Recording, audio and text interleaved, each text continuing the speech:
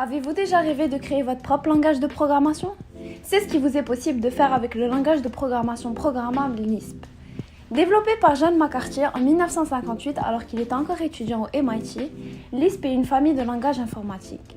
Il s'agit du deuxième plus vieux langage de programmation de haut niveau. Originalement, Lisp fut créé comme étant une notion mathématique pour un langage de programmation en se basant sur le concept simple de listes liées pour représenter le code et les données en mémoire. D'où provient le nom Lisp? C'est d'ailleurs de là que provient son nom qui est un acronyme du terme anglais Lisp Processor. Lors de sa création, le langage avait comme seule structure de données les listes liées. Le langage de programmation Lisp possède certaines particularités syntaxiques qui le rendent facilement identifiable. D'abord, la syntaxe S-expression est utilisée pour écrire les codes sources des programmes Lisp. Sans trop entrer dans les détails de cette syntaxe, Lisp utilise des parenthèses et des listes pour toute expression. Par exemple, pour additionner deux valeurs, il suffit d'écrire entre parenthèses plus x, y, où plus est la fonction et x et y sont les paramètres. D'ailleurs, Lisp est un langage de programmation fonctionnel, c'est-à-dire les langages en Lisp sont faits entièrement à l'aide de fonctions qui retournent toujours une valeur. De plus, tel que mentionné, Lisp se fie aux listes pour toute expression. Ceci donne plus de flexibilité au langage puisque les fonctions seront traitées comme des données. Donc, on comprend que les listes sont sans doute la structure de données la plus importante en Lisp. D'ailleurs, cette syntaxe vient du fait que ce langage de programmation était influencé par la notation du lambda calcul. Les langages de programmation se séparent en deux grandes catégories, les langages impératifs et les langages déclaratifs. Pour tous les langages impératifs tels que C++, le programmeur doit indiquer étape par étape le calcul à faire pour obtenir le résultat voulu. Pour Lisp, étant un langage déclaratif, le programmeur doit seulement indiquer le résultat voulu. Il laisse la flexibilité au programmeur de choisir la méthode pour obtenir le résultat final. Par exemple, si on veut afficher sur la console le résultat de cette opération mathématique qui est 5 x 2 plus 10, pour un langage impératif comme C++, il faut indiquer chaque étape à suivre, c'est-à-dire int a est égal à 5, point virgule, retour à la ligne, int b est égal à 2, point virgule, retour à la ligne, int c égale à 10, point virgule, retour à la ligne, cout inférieur a fois b plus c, point virgule. Sur Lisp, on a seulement à donner le résultat souhaité, c'est-à-dire print, entre parenthèses, 5 x 2 plus 10.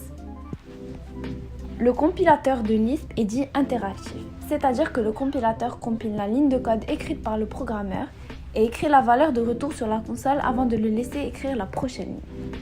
Plus connu sous le nom de REPL, Read Evaluation Print Loop, cela force le programmeur à vérifier son code avant de passer à la prochaine ligne. Son importance. Ce langage informatique a introduit de nombreux concepts qui, de nos jours, sont utilisés partout. Cela comprend le principe de récursion qui est le fait d'appeler une fonction dans sa propre implémentation. Un autre de ces concepts est le Garbage Collector, qui s'occupe de désallouer la mémoire non utilisée automatiquement. Plus encore, il fut le premier à introduire l'instruction conditionnelle qui, à partir d'une expression booléenne, va exécuter une partie de code précise. Avantages. L'utilisation de Lisp plutôt qu'un autre langage de programmation présente certains avantages. D'abord, Lisp est très concis. C'est-à-dire écrire un programme, Hello World, en Lisp se fait en une ligne alors que des langages tels que C++ ou Java nécessitent un minimum de 5 lignes. Par ailleurs, tel que mentionné plus tôt, c'est un langage assez flexible. En effet, lorsque celui-ci est bien optimisé, il est possible d'exécuter plusieurs lignes de code à des vitesses raisonnables. De plus, puisque toutes fonctions sont traitées comme des données, il est facile d'altérer les fonctions dans les programmes eux-mêmes. C'est donc pourquoi on dit que Lisp est un langage de programmation programmable. Désavantages. Comme tout langage de programmation, Lisp possède des inconvénients. D'abord, il n'est plus très utilisé, ainsi la communauté des programmeurs Lisp est petite.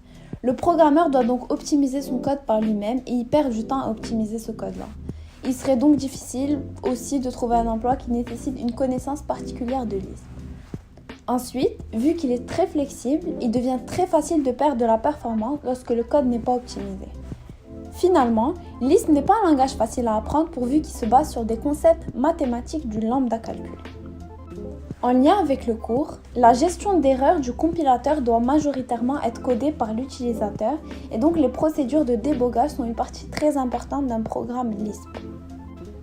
En somme, Lisp est un langage de programmation formidable qui a influencé plusieurs langages modernes. Sa flexibilité permet aux programmeurs d'avoir plus de liberté dans leur approche.